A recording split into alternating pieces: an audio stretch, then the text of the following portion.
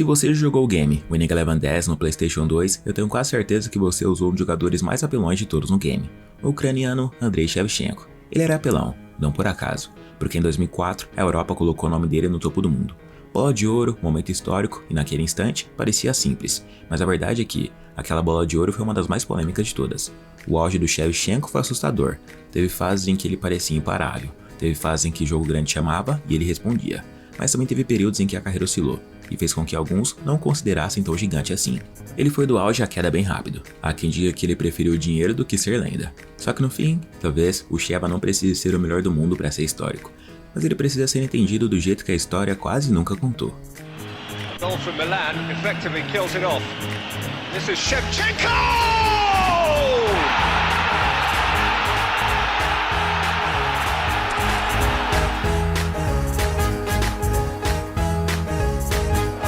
Shevchenko. And again! Oh!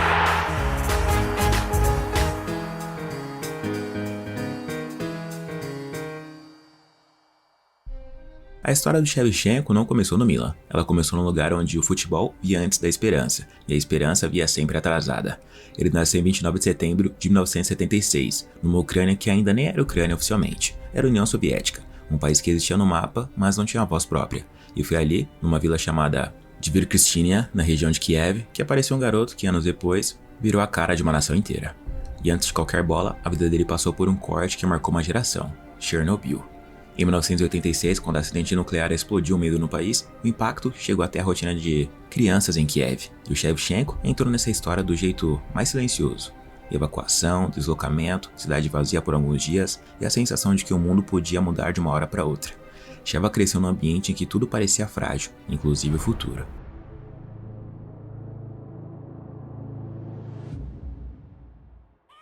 A família dele se mudou cedo para Kiev, no bairro de Obolon, e foi ali que o futebol deixou de ser brincadeira e começou a virar caminho. Kiev era mais do que capital, era o centro do futebol do país, e dentro de Kiev existia uma instituição que parecia maior do que a própria liga local, o Dynamo Kiev. Com 9 anos ele entrou na escolinha do Dynamo, não como promessa midiática, mas como mais um garoto tentando sobreviver num funil que não tinha gentileza. A base do Dynamo não formava jogadores, mudava soldados de futebol. Treino, repetição, disciplina, o tipo de formação que não se preocupava em fazer você brilhar, mas sim se preocupava em fazer você aguentar, estilo militar mesmo.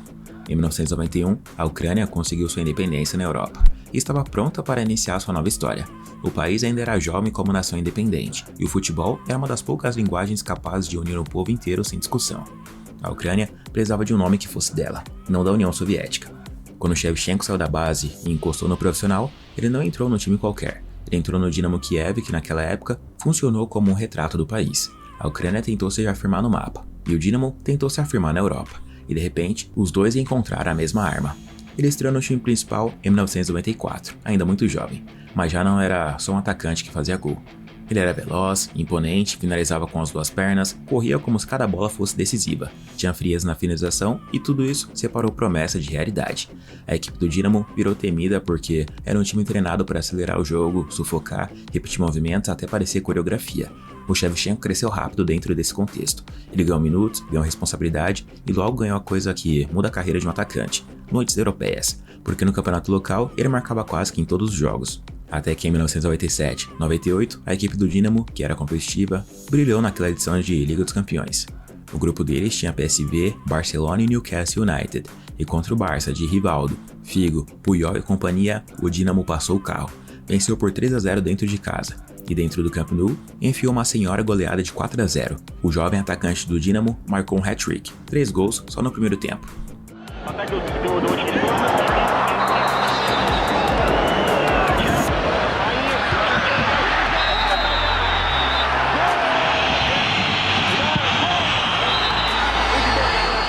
Aquele jogo virou manchete e mostrou para a Europa que ali existia um camisa 9 pronto, que chegava e resolvia. A equipe foi até as quartas daquela Champions. Enquanto isso, em casa, o Dynamo dominava. Conquistou campeonatos, Sheva era artilheiro e a Ucrânia começava a enxergar nele algo que ainda estava se formando. Um símbolo moderno, jovem, com cara de Europa, mas com raiz local. Naquela temporada 97-98, Sheva em 41 partidas marcou 33 gols. Já em 98-99, Sheva em 44 jogos também marcou 33 gols e amassou gigantes na Liga dos Campeões. Nas quartas de final, o Dinamo eliminou o Real Madrid por 3-1 no placar agregado. Todos os gols foram marcados pelo Shevchenko. A semifinal elevou ainda mais o barulho. Em Kiev contra o Bayern, o Dinamo fez 3-3 um jogo aberto, elétrico, e o Shevchenko marcou 2 vezes. Na segunda partida, em Munique, o Dinamo perdeu por 1-0. O Dinamo viveu um ano grande, ganhou a Liga Ucraniana, ganhou a Copa da Ucrânia e na Champions League foi até a semifinal. Foi a temporada do quase triplete, interrompida só porque o Bayern estava imparável. Sheva foi o artilheiro da Champions naquela edição com 8 gols, e ficou em terceiro lugar na disputa da Bola de Ouro da revista France Football, o que lhe rendeu muita popularidade mundial. Foi o começo do seu auge. Середню частину поля. Андрій Шевченко з м'ячем обігрує захисника Карпат і проходить правим флангом, обігрує ще одного, виходить на побачення Богданом Стронцицьким і забиває свій другий, а третій гол. Com o holofote, muitos clubes se interessaram na contratação dele, mas foi o Milan, da Itália, que desembolsou 24 milhões de euros e o contratou em 1999. O futebol italiano ainda era o lugar onde atacantes eram desmascarados ou consagrados, e Sheva assustou a todos porque não precisou de tempo para se adaptar. No primeiro ano, ele marcou 2 hat-tricks e fechou seu debut com 43 partidas e 29 gols marcados. Ele foi tão bom que ficou em terceiro lugar da Bola de Ouro novamente. Nos anos seguintes, Shevchenko continuou brilhando como poucos. Em 2000, 2001, o Milan viveu uma temporada instável, terminou apenas em sexto na Série A e caiu na Champions no segundo estágio de grupos. Mesmo assim, uma coisa ficou muito clara: o time oscilou, Shevchenko não. Ele foi o artilheiro do Milan na liga com 24 gols e fechou a temporada com 34 gols em 51 jogos. Era o tipo de número que criava a hora sozinho, porque em um ano irregular do clube ele manteve o ataque vivo. Um de seus gols foi mágico, contra a Juventus. Tempo Montero, Cavi Moreno bene, Shevchenko nello spazio, va via Shevchenko, accelera, salta tutti Shevchenko, cerca la conclusione, Andrei! Shevchenko! Un gol strepitoso, strepitoso! Um gol extraordinário, Fabio, incredibile. Ele quase classificou a seleção da Ucrânia para a Copa do Mundo de 2002. Sheva marcou 10 gols nas eliminatórias, mas a equipe caiu na repescagem. No Milan, o time continuou oscilando, já que estava em transição, e ele seguiu como principal referência do time, mas com números menores, 14 gols na liga e 17 na temporada inteira. E aqui, nasceu uma das perguntas que a carreira dele deixou no ar para muita gente. Quando o time mudava o estilo e o contexto apertava, ele sempre conseguia ser o mesmo dominador. Em 2002 e 2003, o Milan finalmente pareceu um time pronto para ganhar tudo. Carlo Ancelotti assumiu um elenco que misturou experiência, cérebro e força, e a temporada virou uma espécie de laboratório para criar um campeão europeu. No fim, o clube levantou a Champions League e a Copa da Itália, e voltou a ser o Milan que a Europa temia, e quase encostou na briga pelo título da Série A, terminando em terceiro. Na Champions, eles venceram a Inter de Milão na semifinal, e na final contra a Juventus, a primeira final italiana da história da competição, o Milan se sagrou campeão nas disputas de pênaltis, depois que o Sheva, na última cobrança, frente a frente com o Buffon, converteu.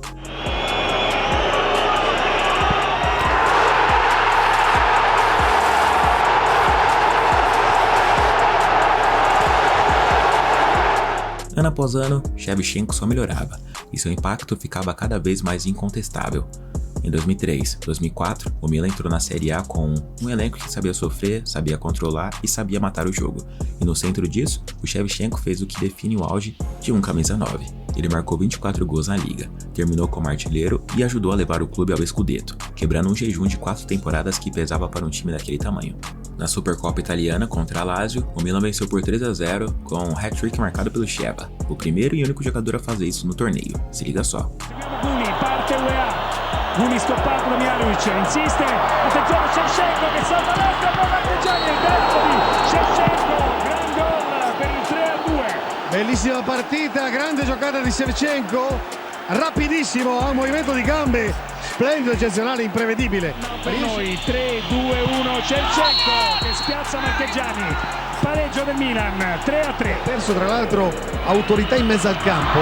Attenzione Shevchenko, il sinistro di Shevchenko.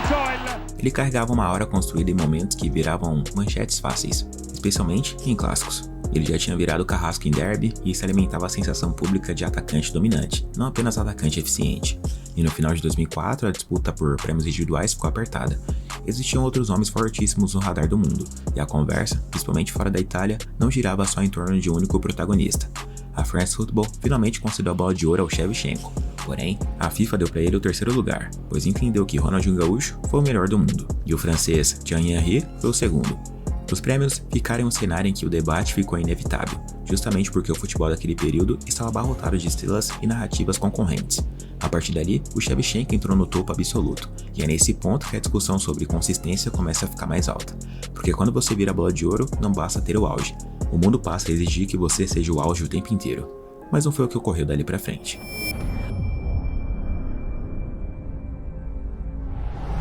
É Shevchenko na bola.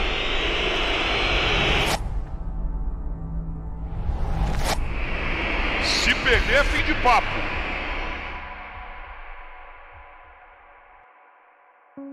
Shevchenko entrou em 2004, 2005 com status diferente. Ele já não era só o grande atacante do Milan, ele era o bola de ouro, e o time do Milan era quase que uma seleção. Tinha Crespo no ataque ao lado dele, tinha um Kaká no meio, tinha o Clarence Seedorf, Andrea Pirlo, Gattuso, Nesta, Maldini, Cafu e o Dida no gol. Porém, tudo deu errado para o Sheva e para a equipe. O Milan ficou em segundo lugar na Série A, e na Champions, a campanha sólida dos rossoneiros fez com que eles chegassem até a final após grandes batalhas, eliminando até mesmo a grande rival Inter de Milão durante o percurso com o gol dele. Андрій Шевченко з лівої перевіряє. Потужний удар Андрія Шевченка. Це гол на 30-й хвилині матчу. Андрій Шевченко першим же ударом відкриває рахунок у цьому протистоянні. І Мілан виграє вже 3-0 за сумою 2. Sheva foi protagonista marcando gols ao longo do torneio, mas na grande decisão contra o Liverpool, ele perdeu várias chances. O Milan abriu 3-0 ainda no primeiro tempo, com 2 gols de Crespo e um do Maldini. Mas na segunda etapa, o milagre de Istambul aconteceu. Em 15 minutos, o Liverpool fez 3 gols e a partida foi para os pênaltis. E ali aconteceu o contraste mais cruel da carreira dele. Em 2003, ele tinha sido o homem que fechou a Champions para o Milan. Em 2005, ele viveu o espelho. Sheva bateu a última cobrança do Milan e perdeu. É Shevchenko na bola. Se perder, é fim de papo. Lá vem Shevchenko, não demora muito. Vem correndo, bateu. Dudek pegou. Liverpool, campeão da Liga dos Campeões. A imagem rodou o mundo do mesmo jeito que a bola de ouro tinha rodado, só que com outro sentimento. Naquela temporada foram 40 partidas e 26 gols marcados. Kaká, Kaká che appoggia dove può andare ancora il Milan con Sheva, Sheva su per un avversario, 2 potrebbe tirare, il tiro, gol! Gol! Gol! Shevchenko, perché adesso è più bello!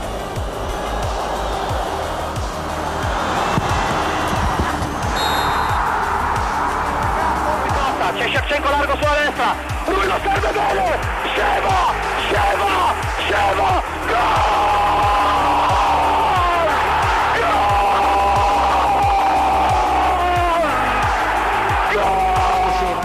Ecco il tiro di Sheva, gol! Gol! Gol! Sheva, perché dopo è più bello vincere!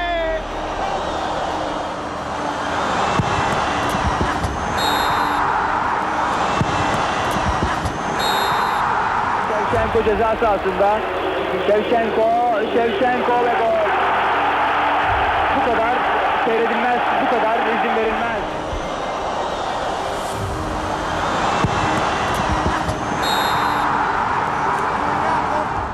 A temporada seguinte no Milan, em 2005-2006, teve um clima estranho desde o começo. Dentro de campo, ele ainda foi o artilheiro do time e sustentou números fortes, 40 jogos, 28 gols e 10 assistências. Mas fora de campo, o assunto virou outro. O mercado começou a rondar, as manchetes começaram a insistir, e a sensação em Milão era de que aquele ciclo estava chegando num ponto de ruptura. No papel, o Milan fez uma campanha grande na Champions, chegou de novo à semifinal, mas caiu para o Barcelona. Shevchenko ainda era o craque do time. Só que a temporada também foi um ponto que o futebol italiano começou a perder poder para a Premier League no mercado. E quando o Chelsea apareceu, não apareceu só como um projeto esportivo, apareceu com dinheiro, com ambição e com uma figura central por trás. O russo Roman Abramovich queria um nome de impacto mundial, e Shevchenko era exatamente isso. A saída foi longa, pública e doeu. Em 26 de maio de 2006, a novela chegou ao fim. Shevchenko comunicou adeus ao Milan. Galliani chamou de separação dolorosa, e o Sheva justificou com uma decisão pelo bem da família. Ele se despediu com 322 partidas, 175 gols e 46 assistências pelo Milan. Uma parte da torcida entendeu como um ciclo natural e tentou segurar o respeito por tudo que ele representou. Outra parte sentiu como uma traição emocional. porque ele não estava saindo no fim, ele estava saindo ainda como referência do time. O tom de despedida já carregou esse mal-estar, e a imprensa registrou que o adeus seria duro para os torcedores de Shevchenko. Os Blues pagaram 43 milhões de euros por ele. Da mídia inglesa a narrativa era clara: se ele fosse realmente do nível bola de ouro, ele precisava provar isso ali, no ritmo e contato da Inglaterra. O torcedor do Chelsea, por outro lado, viveu aquele tipo de empolgação que só existe quando chega o nome de elite mundial, com status pronto e expectativa de impacto instantâneo. Só que o futebol mostrou rápido que status não garante encaixe. O Chelsea do Mourinho era um time de força, além de transição e disciplina, com Drogba como referência física e uma estrutura muito rígida sem bola. E ao mesmo tempo, a própria história da contratação carregou uma atenção pública, porque Shevchenko foi visto como o desejo do Abramovich e não exatamente o perfil ideal do treinador, o que alimentou debate e pressão desde o primeiro mês. No primeiro ano, em 2006-2007, ele não explodiu em gols de liga como muita gente imaginou. Mesmo assim, ele participou de um elenco vitorioso, que ganhou a FA Cup e a League Cup naquela temporada. Na estreia da Inglaterra, Sheva, em 51 jogos, contribuiu com 14 gols e 12 assistências.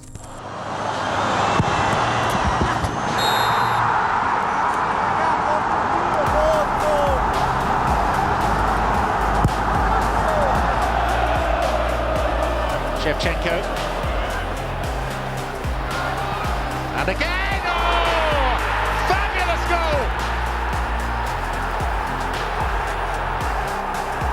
Winding back the years!